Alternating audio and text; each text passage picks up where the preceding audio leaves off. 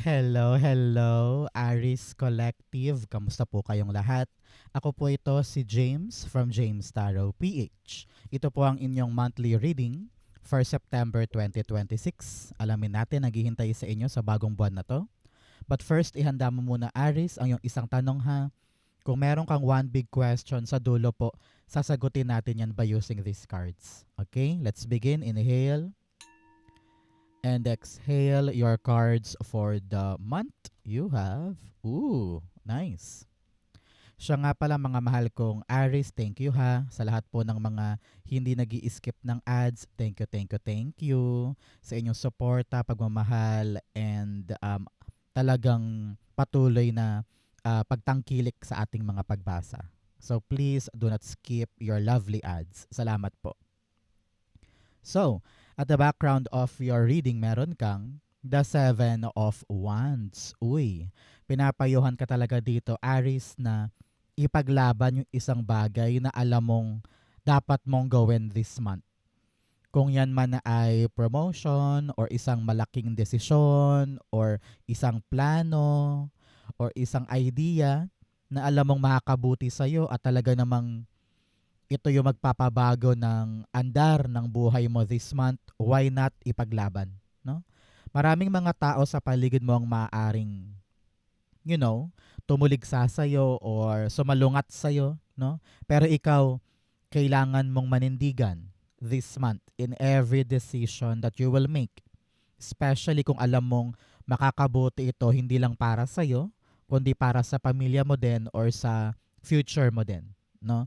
So now is the time to fight and really make a stand para sa mga bagay na nais mo. Kapag ginawa mo yon, things will be better. Okay? Congratulations. Especially here in your core energy, meron kang the Five of Wands. Laban, no? Parehong cards, no? Ipaglaban ang mga naisin kahit pa maraming katapat or maraming kakompetensya or maraming kasabayan. Siguro baka makaramdam ka ng pagkasindak na parang, uy, nakaka-intimidate, parang ayokong tumapat, parang ayoko makipagsabayan. Pero sabi dito, you have the power to make it. No? Meron ka ring chance, meron ka ring ibubuga. So bakit ka daw takot na tumapat or ibigay din yung same effort na binibigay nila? Pinapayuhan ka dito na do not compare yourself to them. Kung iniisip mo na, ay buti pa siya, gando na siya, ako ganto pa lang, nakakailang lumapit, nakakailang magsalita or gumawa, ganyan, wag mong indahin yung difference ninyo. No? Siguro chapter 1 ka pa lang siya, chapter 25 na, okay lang yun. Marami ka pang dapat matutunan, pero hindi ibig sabihin nun na wala ka ng bala or wala ka ng pagkakataon, di ba? Show them all that you can compete, that you can do it, at hindi ka papatibag para makuha lang yung gusto mo. Okay? Importante ngayon yung palaban ka. Clarify natin. So mga Aries, ano po yung wish ninyo? Comment down below. Ito na yung right time to wish. Dahil monthly reading ito, ilagay mo dyan kung ano yung mga nais mong maganap this September. Okay? At matutupad yan para sa'yo. Five of Wands. The King of Swords. Tingnan mo ikaw, oh. Talagang palaban, desidido, matalino, malawak sa isip mo yung intensyon. At hindi ka papatinag kung ano man ang kaharapin. Sabi mo, ito yung pangarap ko, ito yung goal ko, ito yung dapat kong gawin. I will stop at nothing. Pinapayuhan ka rin dito to strategize, no? Mag-isip ka ng magandang paraan para yung mga kakaharapin mo'y malagpasan mo. Halimbawa, ikaw ngayon ay papasok sa isang training, workshop, seminar, or supervision, no? Para matiyak na talagang iyo yung isang bagay. Gawin mo ang lahat. Maging matalino ka sa iyong mga plano, sa iyong mga hakbangin nang masiguro mong akin to. Parang ganon. At the bottom, the Six of Cups. Sabi dito, really triumph. Triumph over obstacle. Merong magandang pivot ito. Sabi dyan, marami kang mga naranasan noon na pwede mong magamit ngayon, no? Bilang paalala at bilang experience para mapabuti tong ginagawa mo. Example, kayo ay naglalaban-laban para sa isang posisyon. Halimbawa lang to para magets mo. Tapos sabi mo, akin yan, ipagalaban ko yan. I-make sure ko na ako ang panalo dyan. Ano yung mga experience mo sa past na maaaring magamit mo ngayon? Sabi mo, ay, magaling ako sa sa PowerPoint. Ay, idadaan ko to sa boka dahil dati alam ko magaling akong mag-persuade or mag-convince. Kung ano yung naranasan noon, pwede mong ibala ngayon para manalo ka sa bagay na yan. So, you have learned a lot in the past. So, strategize ka ngayon. Okay? Importante yan. In the area of what you need to focus, you have the Lover's card. Mag-focus ka daw sa love. Napakasimple, di ba? Sabi dito ng yung spirit guides, your relationships around you. No, panahon to for you to reconnect to the people na makakatulong sa'yo pagdating sa mga bagay na pinagalaban mo. Maari ding isa itong accomplished na tao na galing sa past mo, no? Nasabi mo, uy, tulungan mo naman ako, may laban akong ganito. Uy, mare, di ba meron kang ganyan? Pahiram naman para magamit ko dito, no? Kung ano man tong mga kailangan mo sa taong ito, na matutulungan ka niya para makalaban ka dito, why not ask for that person's help? Ganyan. Okay? For others dito sinasabi na mahalin mo yung ginagawa mo, kung ano yung bagay na gusto mong ipaglaban, ipanalo, tumbukin. Nako, sabi dyan kapag hindi mo mahal yan, bibitawan mo yan, susukuan mo yan, di ba? Pero kung nandyan ang puso mo, nandyan ang amor mo, ang passion mo, you will fight till the end. Example, ikaw ay talagang nagnanais na maging public school teacher na. Sabi mo, ayoko na mag-private, ayoko nang maging tutor, gusto ko nang maging permanent na public school teacher para merong benefits, para malaki ang sweldo. Kung talagang nandyan ang puso mo, ipaglaban, makakahanap ka din, pero kailangan ngayon bumira ka, lumaban ka para matupad siya. Okay? Ito yung mga laban na ipapanalo mo kung nandyan ang puso. Okay? Lover's card, pinapayuhan din sa mga naghahanap ng pag-ibig dyan na sige ipaglaban mo yung love na yan kahit parang long distance kayo at marami kayong mga minsan miscommunication or disagreements or um, misinterpreted na mga mensahe, no? Learn to communicate daw para magkaintindihan. Lovers, the Magician card. Okay. Whatever you're trying to manifest, mag-focus ka daw dyan. Okay. Now, kung nag-manifest ka ng love life at talagang sabi mo, pagod na ako, ang daming iba-iba pero hindi kami swak. Do not lose hope. Makahanap ka din ng tao para sa'yo. Okay? And this time, kitang-kita ko may darating about permanent love life. And this person will fight for you. Okay? Sa mga love life aspirant dyan. For others, sabi dito kung ano man ang pipiliin mo, kung ano man ang choice mo ngayon, depende sa trabaho, sa pamilya o sa love life, panindigan, gawin na makakaya, no? Alam ko hiniling mo yan, hindi mo naman pipiliin yan nang wala lang, di ba? Alam ko na talagang nais mo yan. Go push, fight for it. And you will see na it will be smoothly napapasok sa'yo. Four of Swords, pinagdasal mo rin to. No? Mapapanatag ka this time sa isang choice. Ramdam mo yan na kahit piliin ko to, kahit panindigan ko to, pero maluwag sa puso ko That is the right choice. And you will see na kaya ko, magagawa ko, madaling ipaglaban, madaling aksyonan, ito na yon. Parang ganon. Okay? So mga Aries, ano ba yung mga plano mo this month? Ano yung mga nais mong ma-check or ma-mission accomplished? Ilatag mo yan sa ating comment section para magbukas sa'yo at matupad. Okay? In the area of what you need, meron kang the Three of Pentacles. Makipagtulungan. Meron kang mga taong dapat kausapin ngayon para matulungan ka sa laban na ito. Okay, example, you are now trying to find a job sa isang public school pero marami rin talagang naglalaban-laban. At kailangan mong kausapin yung mga backer mo or yung mga kakilala mo para matulungan ka na makapasok doon or maipanalo yung laban na yun.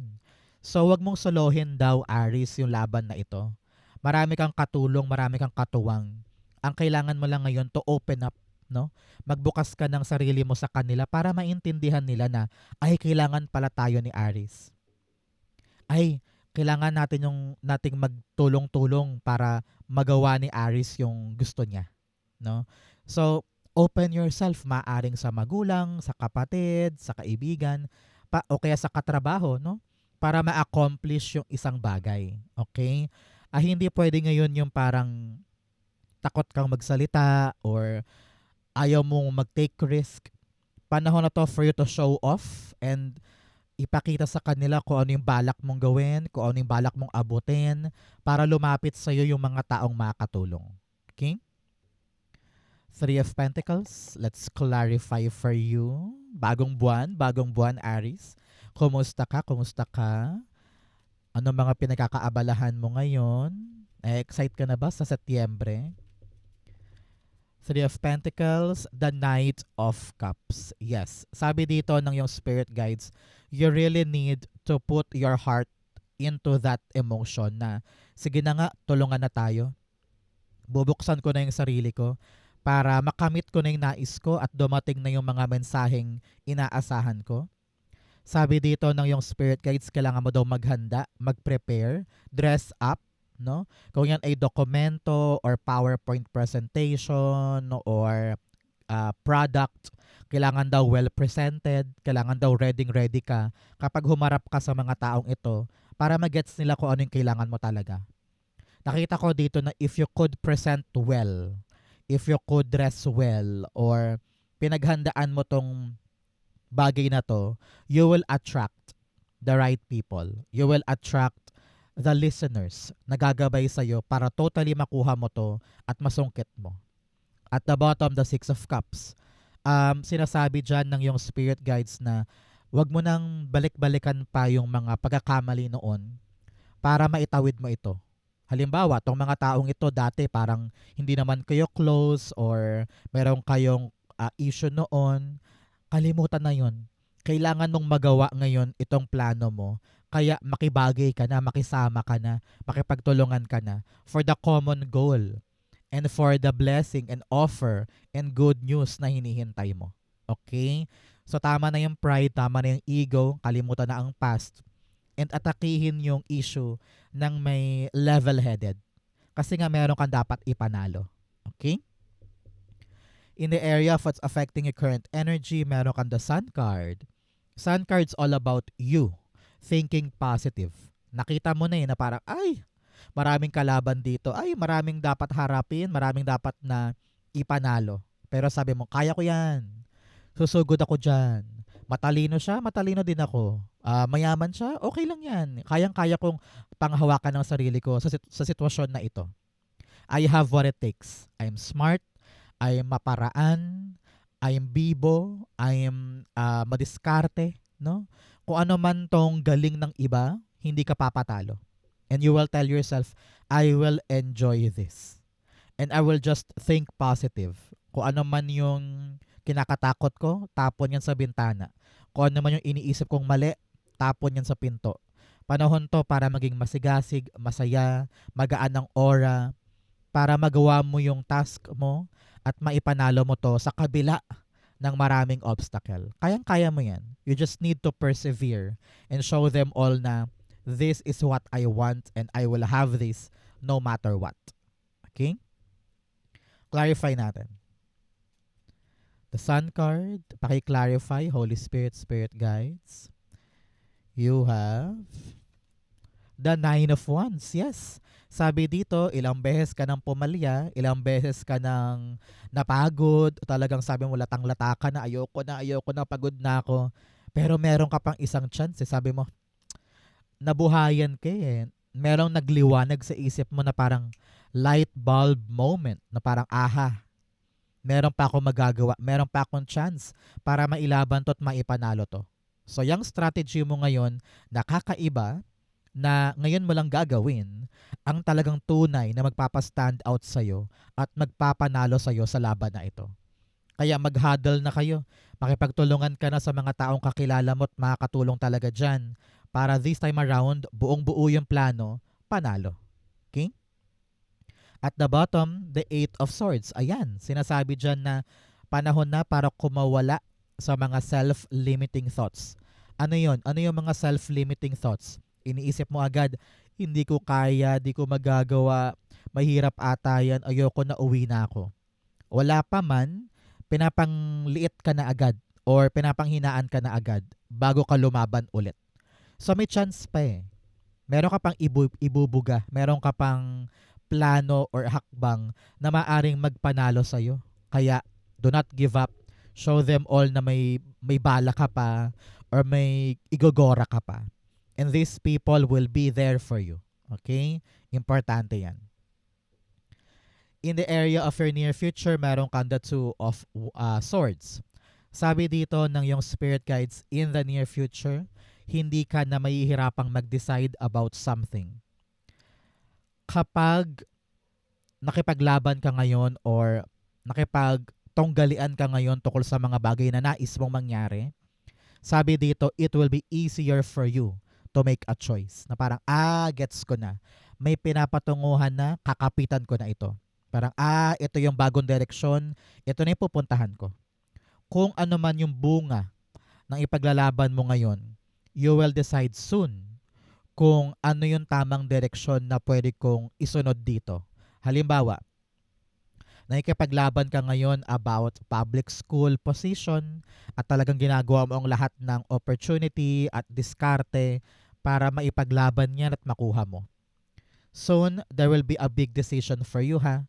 Maaring 2 months from now or 2 years from now, meron kang malaking desisyon na dapat mong ibigay.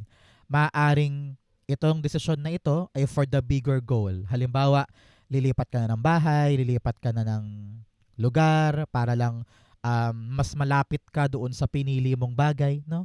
So malaking desisyon ang kailangan gawin, pero ito ay nakaangkla doon sa mga bagay na ipapanalo mo ngayon, no? So congratulations. Ramdam ko dito na matapang ka na suungin yung mga bagay na yun dahil napatunayan mo dito na kaya mo. Okay? Two of Swords, the Tower card. Yes. Merong malaking choice na magpapabago sa'yo. Example, kung ano man tong makukuha mo ngayon, baka balang araw, may mag-offer sa'yo pa Japan. Same job, pero malaki ang sweldo. So parang sabi mo, sige, grab natin yan. It will change my life. Parang ganon. O kaya, in the near future, may mag-alok sa'yo na gawin to dahil nakita nila na kaya mo, no? So meron kang malaking blessing na magpapa-flip-flop ng isip mo na kukunin ko ba yun? Okay naman ako dito. This big decision will change your life. Okay? At the bottom, Hermit card, pag-isipan daw, no? Dapat alam mo sa iyong puso, sa iyong isip na this is what I want. Kapag dumating ka sa puntong ito na kailangan mo mag-decide, magmuni-muni ka daw. No? Take your time para maisip mo talaga kung ano yung best decision ko bago ako gagalaw sa bagay na ito. But definitely, this is a life-changing decision. No? Congrats. In your challenge, meron kang the Page of Swords. Sabi dito, Aries, bago ka maniwala or bago ka umoo sa isang bagay, alamin muna ang totoo. Okay? Halimbawa, sinabi ng pinsan mo, tara Aries, sa Maynila, meron daw dong bagong trabaho, apply tayo.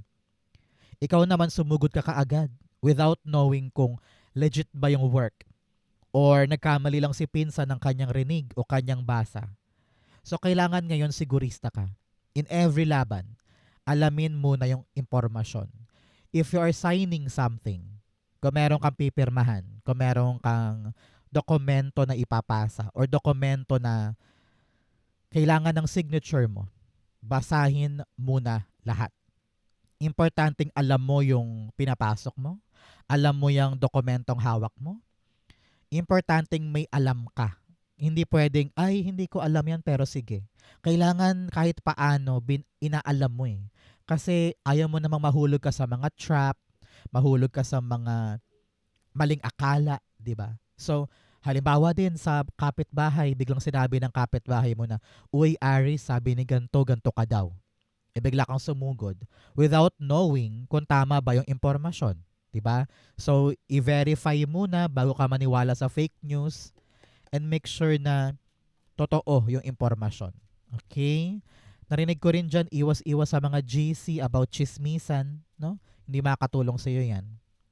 Page of Swords, the Ten of Wands.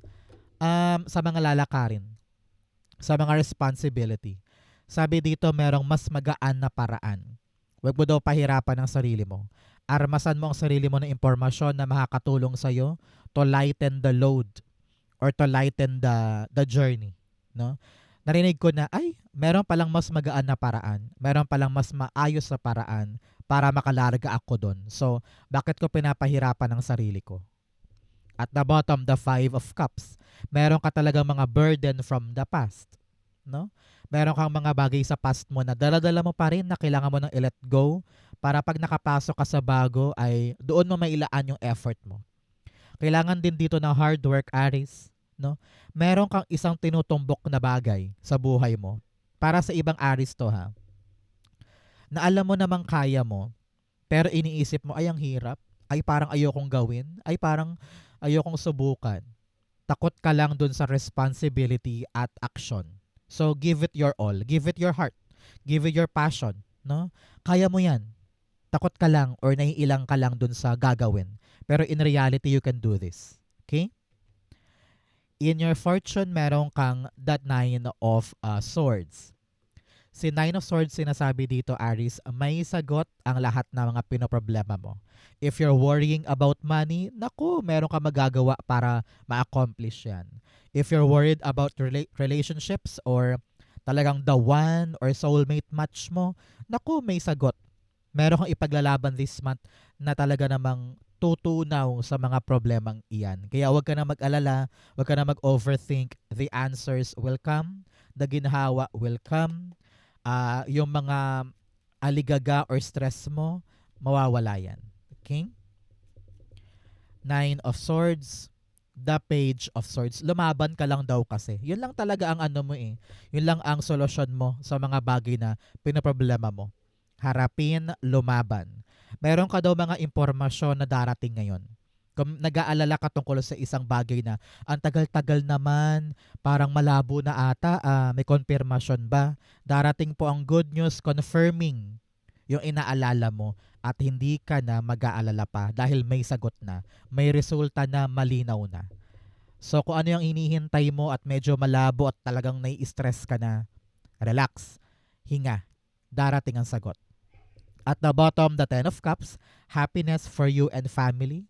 Ramdam ko dito na fortune after difficulty, kung nahirapan ka man kakahintay, na-stress ka man dyan, malalasap mo na yung ginhawa dahil sa paparating na magandang balita. Congrats. In your divine messages, you have the Justice card. Sabi dito, do your best. Kada hakbang, kada galaw dapat tinitiyak na tama. Legit, pinag-aralan, binusisi. Okay?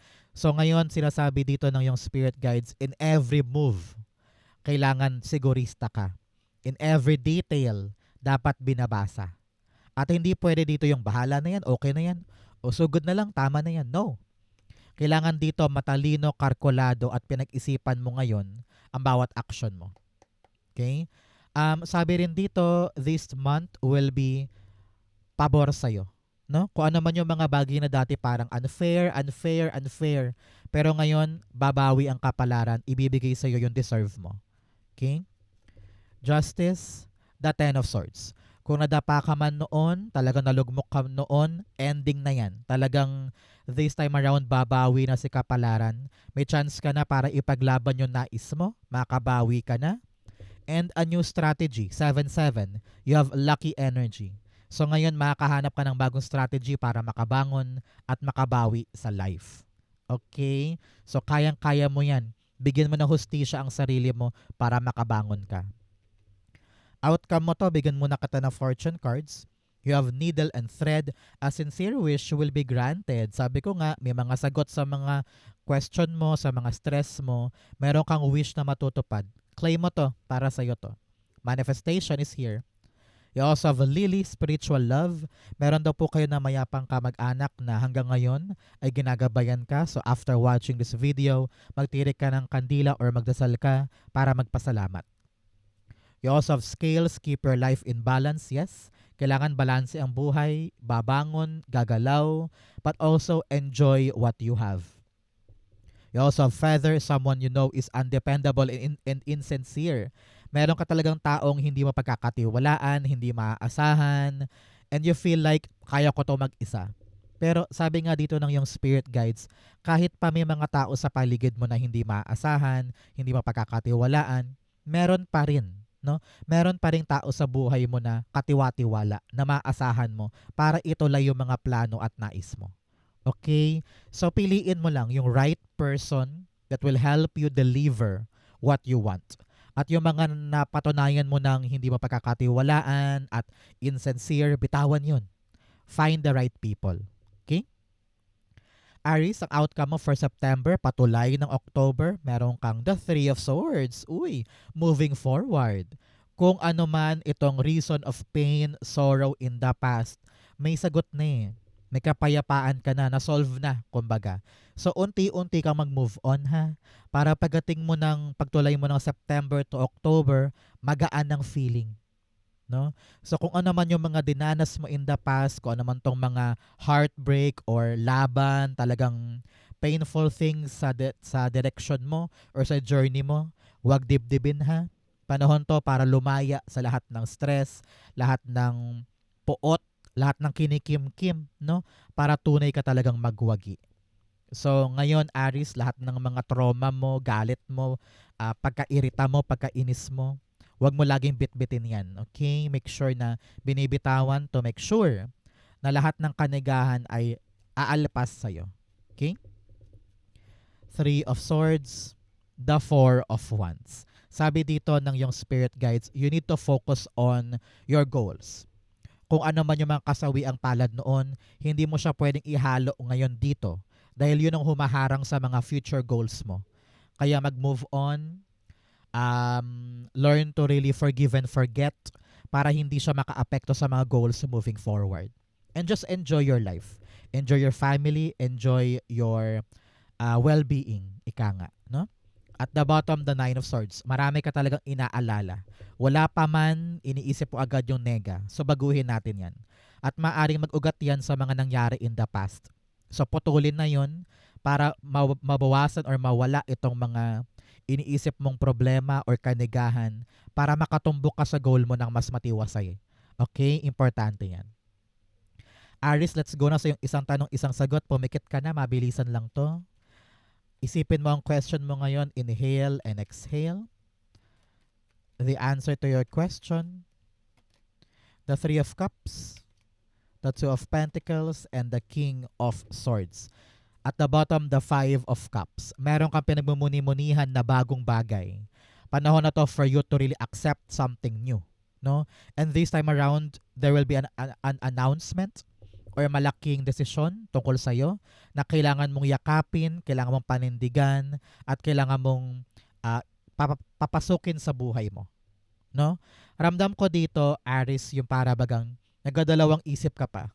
Tinatansya mo pa kung gagawin ko ba or hindi, kukunin ko ba or hindi, time na ba for me or hindi. You really need to just enjoy this good harvest. Binibigay sa'yo to sa panindigan. No? Ipasok mo sa busy schedule mo dahil right time na siya para mangyari sa'yo. So, open your life to this new opportunity. Celebrate kung ano man to nangyayari. Huwag kang papasindak dun sa andaming kailangan ayusin. Normal lang yun. So, headstrong, be clear-minded, and take action. Take responsibility. Ito na yun. Okay? If you're waiting for a yes or no, the answer is yes. Maganda yan. So, congratulations. So Aries, ito po yung isang tanong, isang sagot ninyo. Ganon din po ang yung buong September reading. Sa po kayo nakaresonate, comment below. Babasahin ko po yan. Thank you mga mahal kong Aries for watching hanggang dulo. I love you. This has been James for James Tarot PH. God bless everybody.